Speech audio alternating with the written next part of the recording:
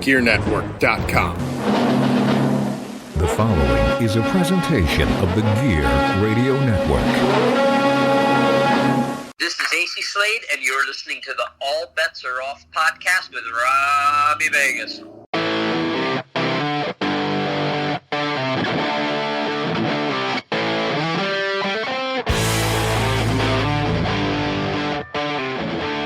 What's up, rock soldiers, and welcome back to the All Bets Are Off podcast. I am your host, the rock star Robby Vegas, and as you might have seen from the headline of this show, I have Jordan with me today from Slaughter, and this guy is an animal of a drummer, and if you have seen him live, you know exactly what I'm talking about, but we're going to get into how he ended up in Slaughter, some of his influences, Adrenaline Mob, and a whole bunch of other things. We'll do a little lightning session at the end. You know, we like to do those with our new podcast guests, and since this is his first time, we'll make sure we do that for you guys. So right now I'm going to play you a little bit of Slaughter, and this is Desperately.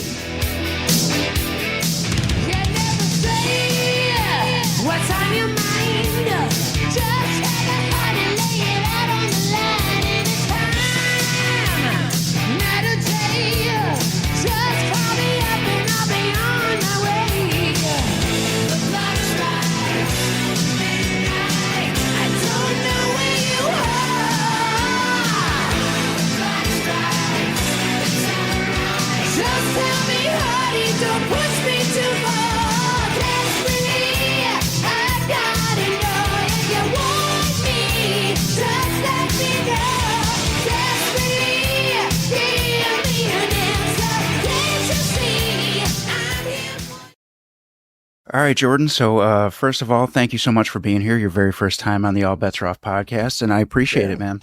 Oh, thank you for having me, man. I appreciate it. Anytime. So I actually met you for the first time like a year ago this month at Rocktember, I believe, in Minnesota.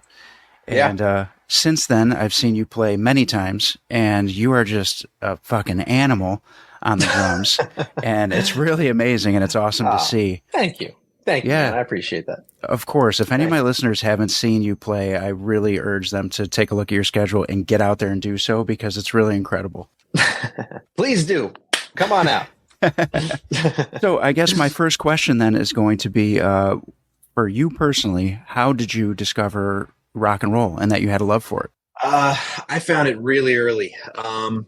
My dad is not a musician, but he's always been a huge music lover.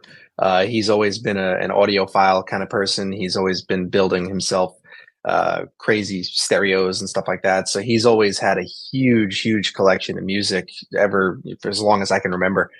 And when I was really little, probably I want to say 4 or 5 years old, he kind of just gave my brother and I his whole collection of CDs and cassette tapes, and he bought us a tiny little stereo for our bedroom, with CD player. I think it was an Iowa. I think it was an old Iowa, and the two of us just kind of sat there and went through the whole collection and just started listening to everything and really delving into it. And I mean, we had been hearing it from him in the car and stuff like that already anyway, and had already gotten into a lot of stuff, but we really delved into it a lot when he just kind of passed on a collection of music. And it was, I guess pretty much everything that you would consider classic rock today, for all from the 60s, 70s, 80s, even the 90s. It ranged from the Beatles to Guns N' Roses, Journey to Leonard Skinner, to AC/DC, Van Halen. I mean, you name it, The Who, Zeppelin, it was all in there. So we got into it really early in our lives, just because my dad really kind of just said, hey, if you guys like this stuff, here, have some fun, go delve in. And we would just sit in our bedroom together for hours, just listening to CDs and tapes and just kind of finding our way through it. Oh, that's awesome. Now, what was the thing that pushed you to play drums? It was Ringo Starr, man.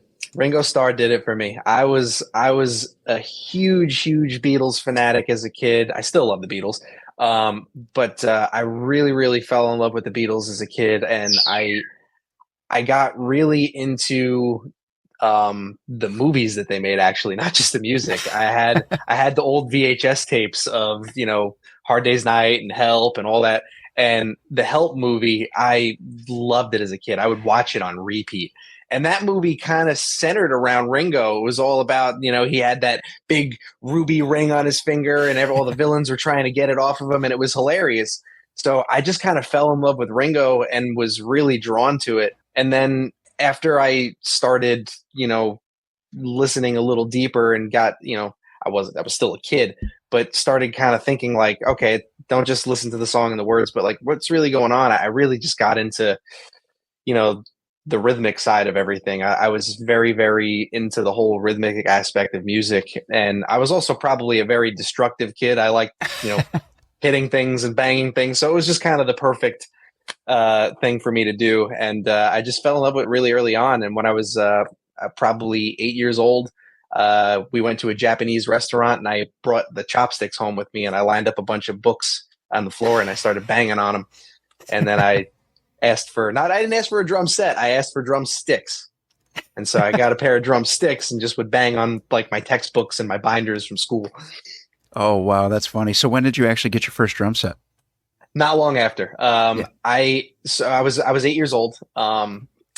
My brother was the first one who really decided he wanted to play music. My brother Jared's an incredible guitar player, and he at that time he wanted a guitar, and so my parents decided to get one for him for Christmas. And my mom had said to my dad, "Well, you can't really get one for one without getting one for the other." So they bought me a guitar as well for Christmas.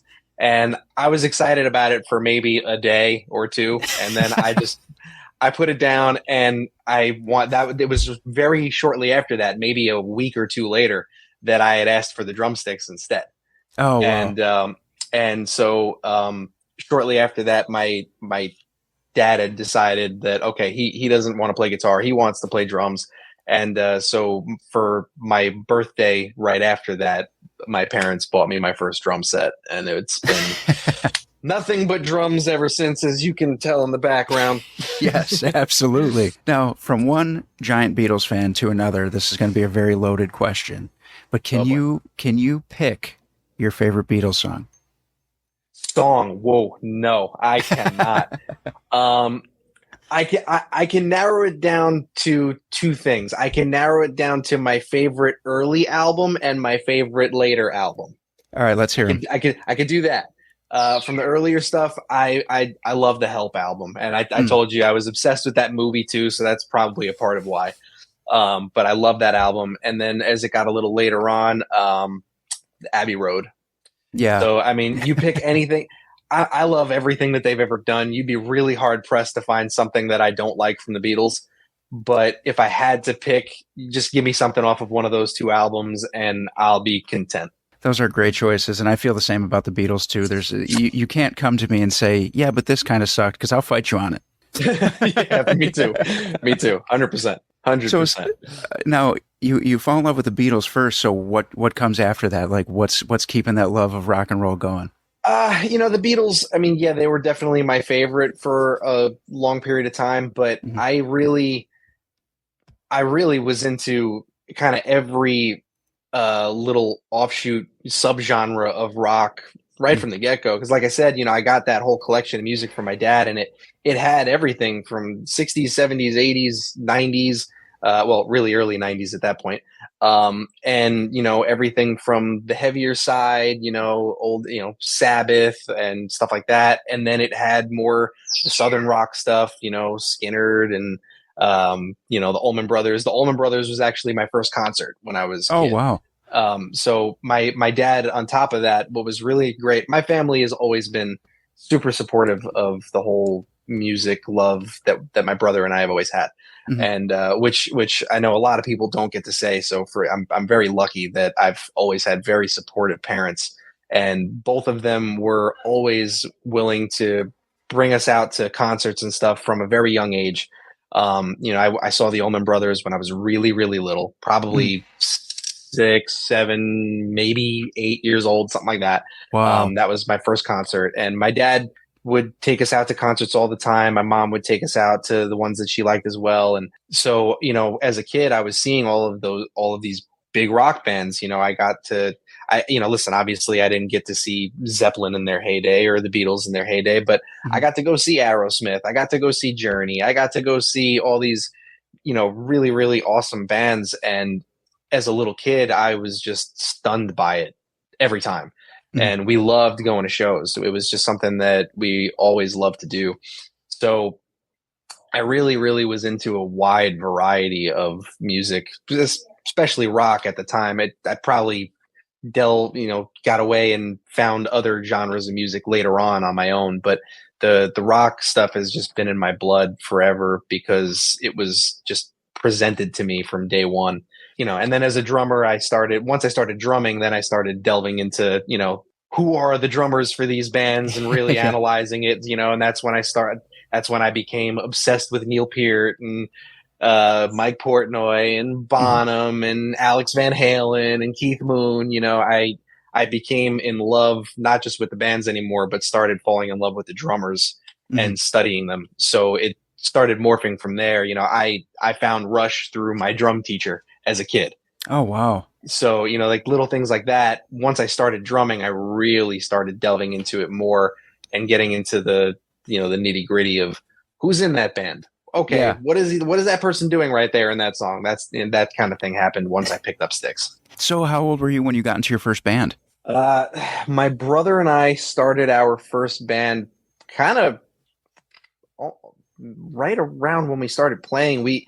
We started playing at the same time, drums, and he, like as I said before, he's a guitar player, and pretty early on we just started jamming together, jamming covers together and stuff like that. And we did our first gig together. We formed our first band. I think I was 11. Oh, wow. I think I was 11 years old, and we played, I can't remember which one was first. We did two shows kind of close to each other. One was at a local kind of street fair type thing around here, and then another one was actually at a local bar when I was 11. So I've been gigging since I was a little kid. I have a very weird existence. I've been in bars, since I was 11, 12 years old playing, and you're not supposed to be in these places, but there I was. Yeah. What's funny about you saying that is I actually started gigging when I was 13. And I say the same thing to people, and I'm like, it's crazy because I didn't have a normal childhood because I was in bars and clubs that I had no business being in. And You're the first person that's ever said the same thing. And I love that. I love that. Wow. Yeah. Listen, it was an interesting way to grow up.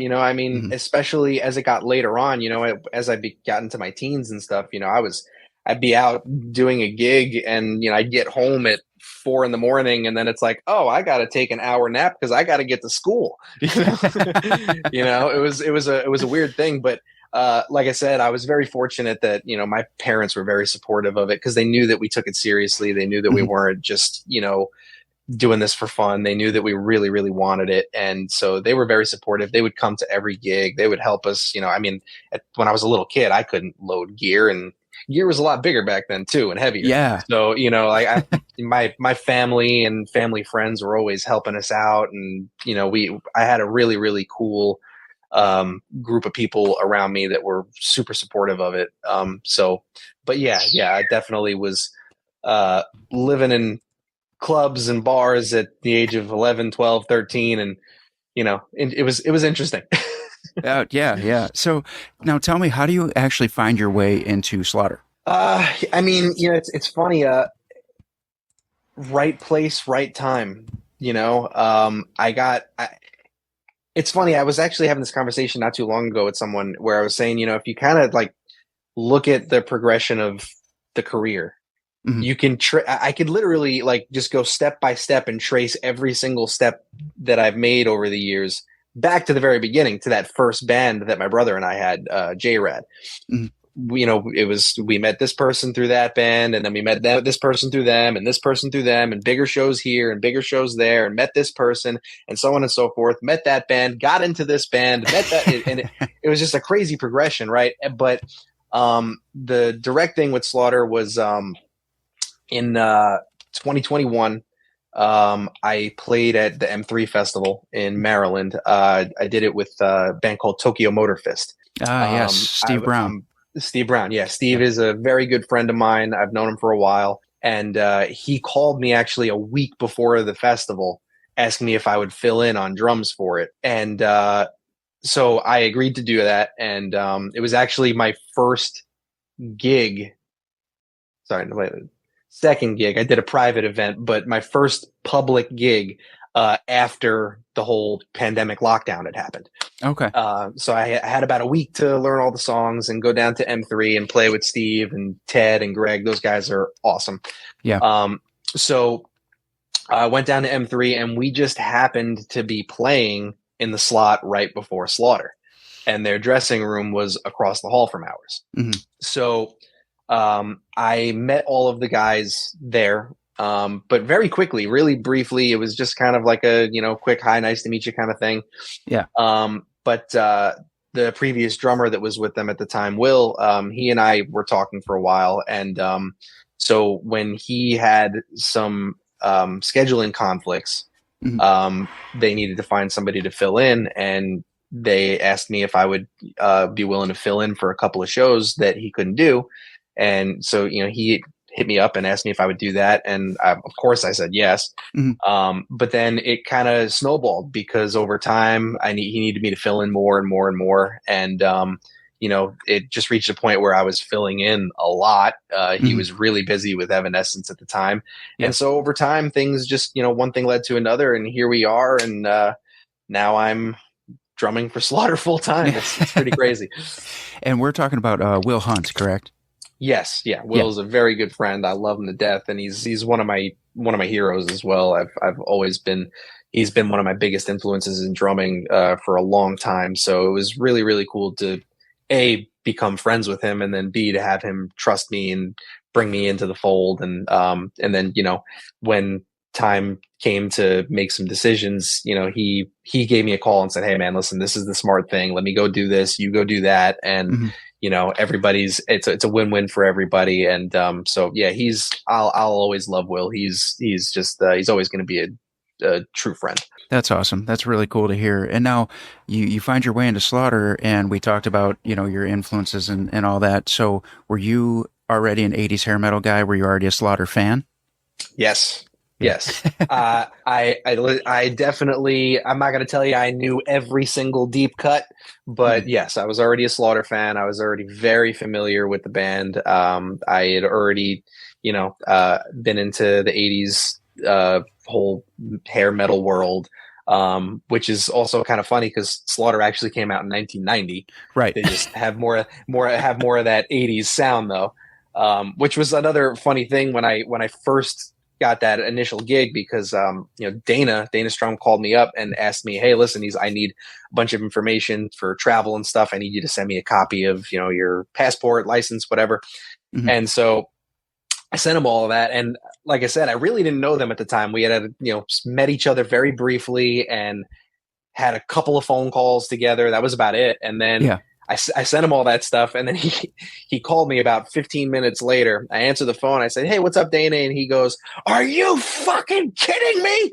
And I'm like, "Whoa, what did I do? Holy shit. Did I do something wrong?" And he's like, "You were born 1 month after our album came out." So yeah, so it's the whole running thing that that album came out 1 month before I was born. Oh, that's funny. And so but being that was the case when I was little, it was huge. So of course I was already even as a kid, I was very familiar with Up All Night and Fly to the Angels and Spend My Life. I was already very familiar with the hits, and I had been a fan for a very long time of that whole genre. So it's been a pretty surreal experience. It's funny because Mark was telling me a story in I don't remember where I saw you last. Where me and you were having that last conversation in the dressing room, and he was talking about being on the Arsenio Hall show. And he goes, "Yeah, when we did the Arsenio Hall show, Jordan was like 2." Yep. Yeah, it's an interesting dynamic, but at the same time, for for some reason, despite that age gap, we all get along really, really well. I Mhm. think that we all have the same childish nature to us, you know. Yeah. So we all clicked right away, right from Mhm. the very beginning, and it's been a real blessing. It's been amazing.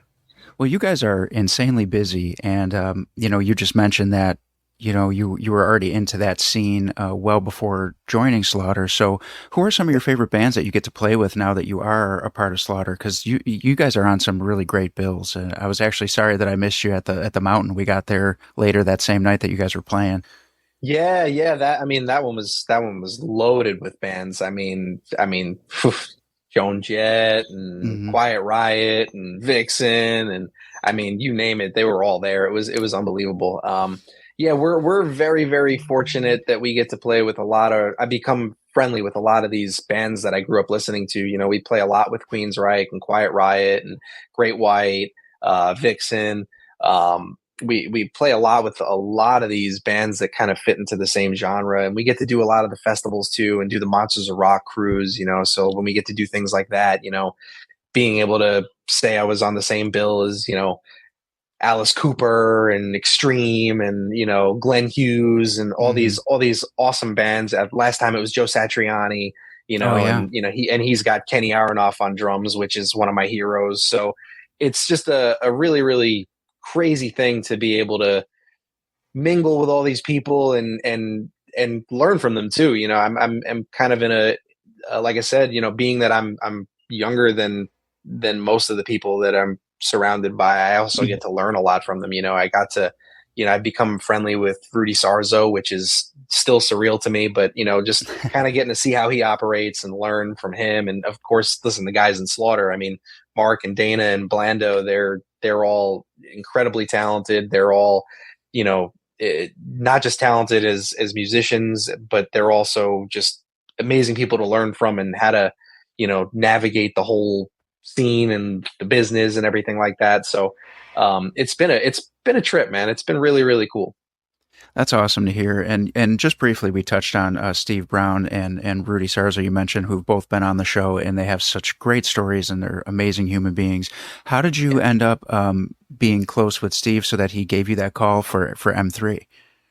So again, like I said, how just one thing leads to another, right? So I met Steve through the bass player of the band I was in before that. I was in a band called Adrenaline Mob, and the bass player in that band was David David Zabudowski, and he had been in a band with Steve as well. So I met Steve through David, and just stayed in contact, stayed in touch, and became friends. And then and Steve's been an incredible, incredible ally for me over the years, and just an incredible friend. I mean, obviously he brought me into Tokyo Motor Fist, which by chance happened to lead to the Slaughter thing. But Mhm. Steve's also a very talented producer, so he very often will bring me in to do some session work for the stuff that he's producing, and so I get to work with it, even though we don't get to play together a lot Mhm. anymore, being that the Slaughter schedule is busy and he's really busy too. But we get to work together still, because he'll ask me to do some drum tracks for him from time to time, and so yeah, I met him through the bass player of Adrenaline Mob, which was the band I was in before Tokyo Motor Fist. Yeah, so I actually wanted to bring that up because Adrenaline Mob, like a lot of people and would still say it's like a super group of musicians, and Yeah. you jump into that before Slaughter, and obviously Slaughter is insanely busy. So you're not still doing the Adrenaline Mob, are you? No, Adrenaline Mob Oh, okay. hasn't worked in a long time. Okay. I haven't heard anything if those guys would be interested in doing anything, but yeah, I haven't played with Adrenaline Mob since 2017. Okay. So Yeah. that being said, let's get back to your building blocks here because I want to know how you ended up with them. So, yep. Okay. So yeah, like I said, it's a total snowball thing. So, Adrenaline Mob, I would say, Adrenaline Mob was kind of as the biggest launching pad I had for my career that led to Slaughter and whatnot. Okay. Um, but I met that was a connection that I had made through my original band with my brother, our band J-Rad. We had that band together for a very long time, and we never really got out of the Northeast, but we had a lot going on in the New York scene. We were very, very busy in the New York scene and the tri-state area, the whole Northeast. And we were opening for every national head act that had come through. I mean, we got a chance to play with everybody from Bret Michaels to Living Color to Skid Row to Wow. Mountain to Rick Derringer. I mean, you name it. Wow. We got to play with all these amazing bands over the years. But the band that we happened to open for the most over those years happened to be another Long Island band like we were, Twisted Sister. Okay. So we had played. I can't even tell you how many shows we did with Twisted Sister, and we became friendly with everybody in that organization. Mm-hmm. So the connection there with Adrenaline Mob. So there were two drummers before me in Adrenaline Mob. The first drummer was Mike Portnoy, Yep. which was scary enough to jump into his shoes. But the drummer after him was AJ Pero from Twisted Sister. And so AJ, having been a member of Adrenaline Mob, after AJ passed, Adrenaline Mob took a little bit of a hiatus. But when they were looking to get back to it, I believe the deal is that Russell, the singer of Adrenaline Mob and Symphony X, he was in Europe, I think, doing a festival with Symphony X, and he was talking to some of the people in the Twisted Sister camp and kind of let them know, hey, Adrenaline Mob's looking to maybe start back up again, and maybe you guys have a recommendation on somebody. And they were the ones that recommended me. They said, hey, listen, we got a guy who's everyone in Adrenaline Mob was either New York or New Jersey based. Mm-hmm. So they said, hey, we know a guy who's based in New York and he could, fit the bill.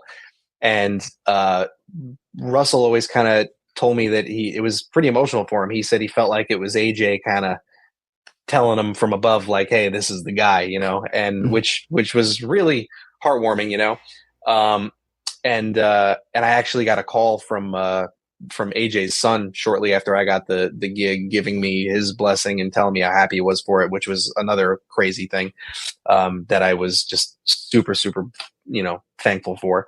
Yeah. So yeah, it was a recommendation from the Twisted Sister camp from all the stuff I had done with my band that I had with my brother that led to Adrenaline Mob. Wow. And then meeting people through the Adrenaline Mob camp, which is how I got to all the other things that I did in between. And then that led to Slaughter. That is wild, man. That is wild. Now, to backtrack just a little bit, when you were talking about all the shows that you get to do, and you mentioned the Monsters of Rock cruise, but didn't you also do the Chris Jericho cruise, the Rock and Rager at Sea?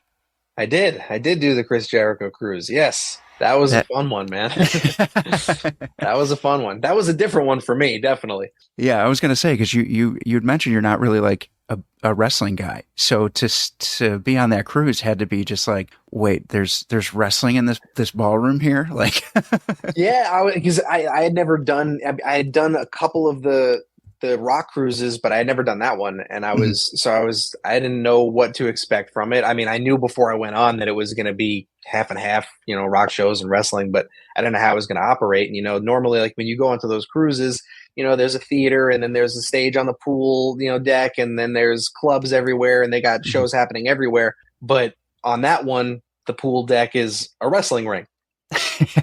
And so it's just nonstop crazy wrestling happening all day out on the main pool deck.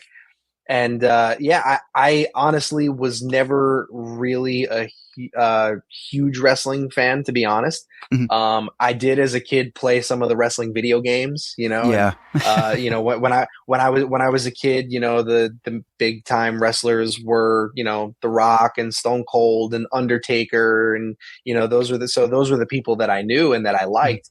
But beyond that, I didn't really know much, and I had never actually been to a wrestling match before.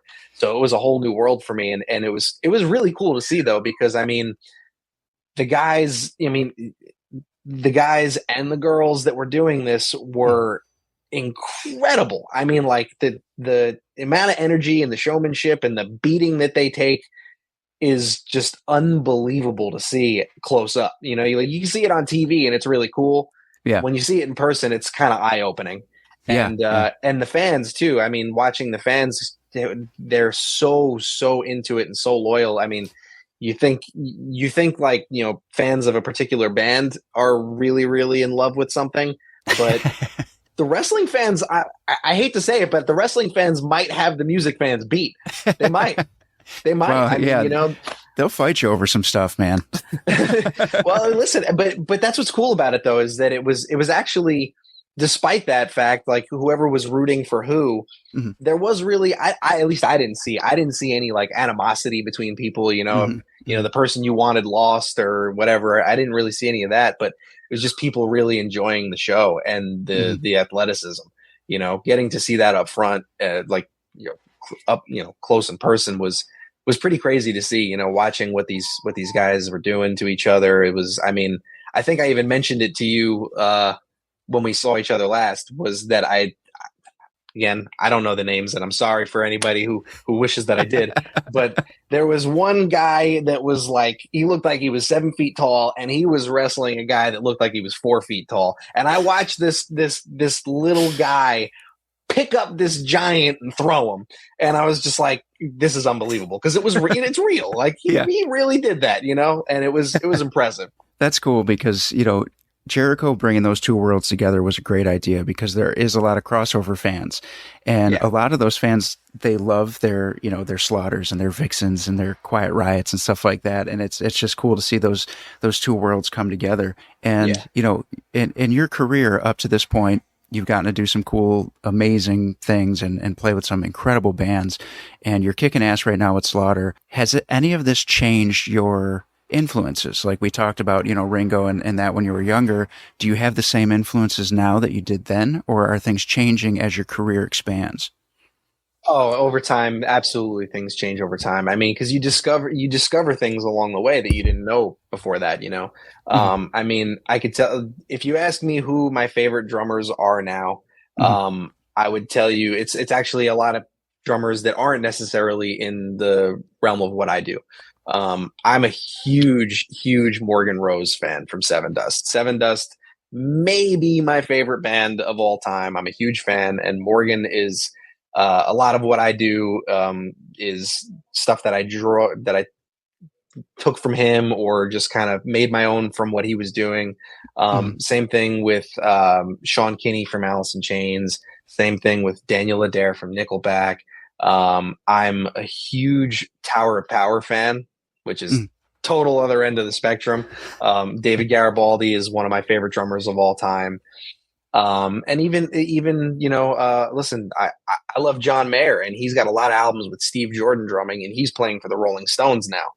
And so he's got a whole different ball game, you know, and it's totally different than what I do. I mean, I'm nothing but energy and insanity, and I'm a caveman, and I just hit things. Whereas Steve is like all pocket and groove, but it's amazing, you know? So it's a totally different world, but at the same time, draw little bits and pieces from it and try to nitpick what things I can take and that I really like from it. So yeah, my influences absolutely have changed over the years, you know, finding newer music, heavier stuff that's outside of the rock world. You know, I mean, like I said, I listen to Tower of Power all the time, and that is totally different than any of the gigs that I do. but I love it. And a lot of what I do actually is stuff that I draw from that, you know, and I've always actually, from the very beginning, when I started playing drums, tried to study different genres. You know, I learned a lot of Latin stuff and jazz. You know, I went to jazz school, you know, so I try to be as well-rounded as I can. And you find the little things that you fall in love with along the way. So yeah, it's definitely morphed over the years, big time. I love all of that you threw out there, and I specifically like that Seven Dust, maybe your favorite band, because I love Seven Dust, and I feel like so we're not that far apart in age. So I'm as soon as you said Seven Dust, I was like, well, that new metal scene was kicking pretty hard when we were younger. So Yes. that's a lot of my favorite bands come from that scene, like Dope and Orgy and Cold Chamber and stuff like that. So Yeah. as soon as you said Seven Dust, I was like, that makes so much sense. Yep. That whole scene is definitely one of my biggest loves. I'm huge into that. And and even the bands that kind of mix well with them but came a little later, the Shine Downs Mm-hmm. and the Hailstorms and stuff, I mean, all those bands are incredible. RJ Hale is an insane drummer, so I find as I find these new bands, I fall in love with new drummers and new musicians all over again, and get into these patterns where I just got something on loop. I could Mm-hmm. be, and I fly a lot. So, I mean, I just sit on the plane and listen to the same band on loop for the whole 4 hour flight, Yeah, that's awesome. So outside of music, do you have any other like hobbies or interests that you're really into? I don't have time for that. You know, and I 100% believe that. No, I mean, listen, it's a funny thing because I mean, yeah, I have things that I'm interested in, but it's it's always funny because like when you talk to people, right, you ask them what their hobbies are. A Mhm. lot of times their hobby and their job are two different things. I Yeah. am very, very blessed. I'm very lucky that my hobby is my job. Yeah. So it is a great, it's, what's the old saying that, if you do what you love, you don't work a day in your life. Yeah. We work really hard, but I love every second of it. So I am fortunate that I get to spend every single day doing my favorite hobby. Mhm. But that being said, I've always been into kind of any form of art or storytelling. I've always been into that kind of thing. So I love doing like video work. I actually all of the video production for Slaughter. I do all of that. So Oh, wow. it's That's all amazing. it. So it's something that I love doing. So I love doing all of like that kind of anything creative, right? Mhm. Video, photo editing, artwork. I've always been into any form of the arts. Is just I don't know. I've just always loved doing creative things like that. And to what else am I into? I'm probably going to alienate every fan of Slaughter from Dallas and Philly and Washington, but I'm a huge New York Giants fan. So yeah. Sorry, Dallas fans and Philly fans and Washington fans, but I love the Giants.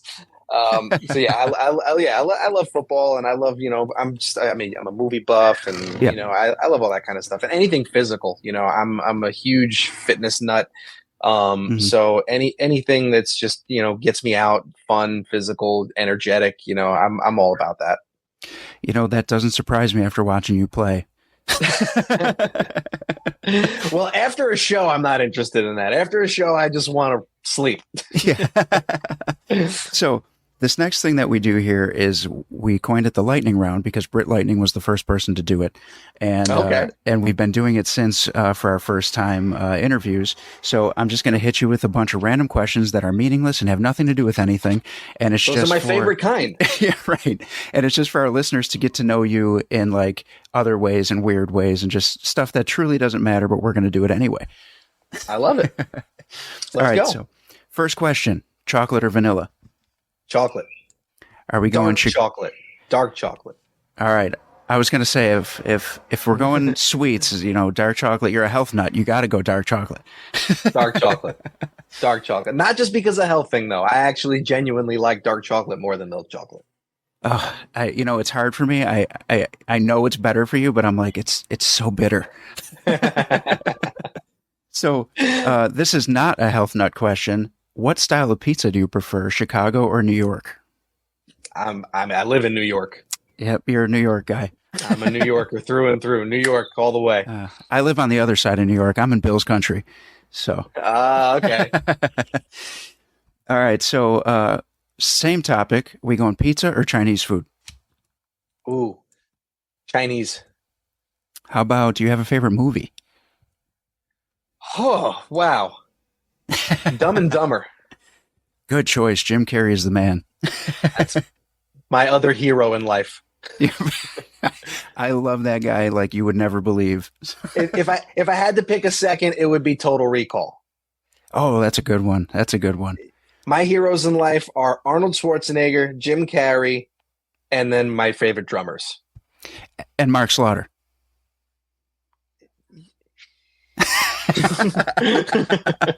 All right, how about this one? Favorite TV show? Spartacus. All right. And now what about growing up? What was your favorite cartoon? X-Men. Oh, good one. Good one. I recently, just before you, interviewed the original voice of Beast. Really? Yeah, I wow. did. Yeah. That's cool. That's cool. Yeah, I love that show. I met him. We had tables at Comic-Cons across from each other. And I was just looking and I'm like, no way. So, I went over there and asked him and he was like, of course. And he was the coolest dude ever. And he did all this work with wrestlers and he knows about music and he was just a great dude. Oh, that's cool. Yeah, I grew up watching that show. That was like a thing that my brother and my dad and I would do together. We all would watch that show every time it was on, and I was thrilled. I'm like a little kid, in case you haven't noticed. And they brought that show back recently, and I've been watching it. I've been watching that cartoon, absolutely, and I love it. It's great. It's awesome. It's really good. It's awesome, and it's the original voice actors. Like they didn't change them, or it's great. It's perfect. All right, so here's a really weird question. Okay. You're going through the Bermuda Triangle. Are you taking a plane or a boat, and why? Ooh, I'm taking a plane just because I'm so used to doing that. And if all the crazy turbulence was happening in the triangle, I wouldn't be freaked out, and I would probably just if something went wrong and we died, went missing or whatever, I would probably be completely relaxed up until the moment it happened, just because turbulence is normal for me. I'd be more scared on the boat. All right, fair. Are you a horror movie fan? Yes and no. I like a lot of the old school slasher type stuff. Okay. That works for us here on All Bets Are Off, because when we do a lot of interviews with horror movie actors, we tend to gravitate towards slashers. I mean, listen, I'm a 90s kid. So for me, like the Scream movies were the thing, Scream. And I Know What You Did Last Summer, that was the kind of stuff I was watching as a kid. So that's what I really love. Again, I could relate. I have Ghostface tattooed on my arm. There it is. All right, so these are my last couple things, and I'm going to get you out of here. So I want you to plug any upcoming things you got going on, slaughter shows and that. And I want you to plug your social media, website, whatever you have where people can follow you. Because again, I'm urging all my listeners, if they haven't seen you live, they need to, because you're a fucking animal and it's great. And I love drummers who are just so fucking intense and into it. And that's you. Thank you, dude. Thank you, man. Thank you. Listen, Slaughter is super busy. We tour all year round. All the tour dates are listed on slaughterusa.com. We're all over the place. The next one is this coming weekend in Reno, Nevada. And we're all over the place. So just slaughterusa.com. You can find every single date. I have them up on my website as well, jordancannata.com. My socials, it's my name at Jordan Cannata on Instagram, at Jordan Cannata Official on Facebook. For the remainder of the year, Slaughter is just going to be really, really busy, which I love. I mean, Slaughter has become family for me. So, being with those guys every day is a dream come true. And then, the other thing I have coming out this year, I was fortunate to get to play drums on an album for a new band called Cassandra's Crossing, with Cassandra Carson on vocals, George Lynch on guitar, myself on drums, and Alessandro Del Vecchio on bass. The first single is currently out, and the album comes out in October. So keep an eye out for that. And that single is badass. I'm just going to throw that out there right now. Thank you, man. Thank you. Yeah, that was another really fun project. That was really, really cool to work on. I'm excited for everybody to get to hear what we did. I'm really proud of the record, and it was a really cool thing to do. George kind of called me and said, "Listen, go to town. Don't, usually producers are like, listen, do this, do that. Right. George was like, no, go nuts. Just go crazy. The whole album, just lose your mind. So I had total freedom just to turn the album into my own personal drum solo. Wow. And you said that comes out in October. I believe it's the 25th. I'm horribly prepared. Horribly prepared. But yeah, it comes out late October, I believe October 25th. But the first single, this called Strangers, is currently out. And the album's less than 2 months away. Awesome. And George Lynch is a hell of a musician, and that had to be an amazing experience for you. Oh yeah, George is unbelievable. And again, how things happen, I met him through Slaughter. Yeah, right. Met him through Slaughter. Yeah. But yeah, he's awesome, and it was a real pleasure to be able to do that with him. And Cassandra is, wow, is she a good singer, man? That girl has some pipes. So once I heard what she did with the songs, it just took everything to a whole new level. So I'm really excited for people to hear it. Amazing, and I'm looking forward to hearing the rest of the songs as well. And again, thank you so much for being here, man. I'm sure I'll see you out there soon somewhere. Yeah, definitely. No, thank you for having me, man. It's anytime. Well, open invite to you if you ever want to come on. We do discussions about, album breakdowns. We do a lot of Kiss talk and stuff like that. So, we have a lot of guys who, have done interviews come back and do discussions about other bands and stuff like that. So open invite whenever. And if you ever want to promote anything, just let me know. Don't tempt me. I'm going to haunt you. You wouldn't be the first one. All right, man. You take care. You too, man. Have a good one.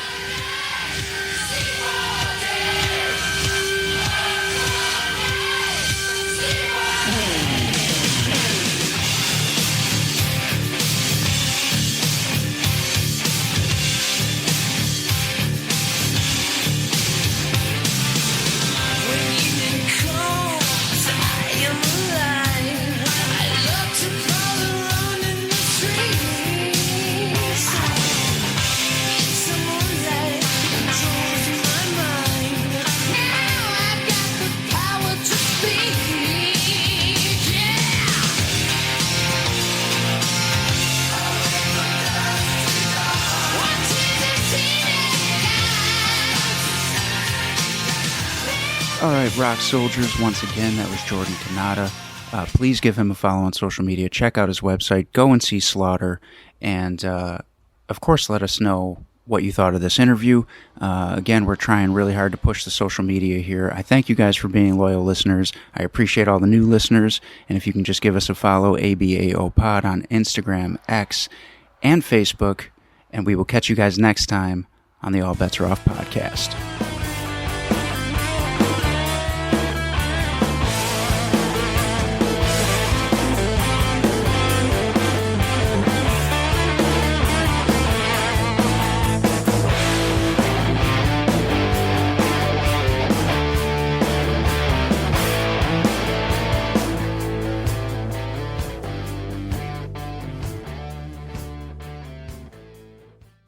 The preceding presentation has been brought to you by the Gear Network.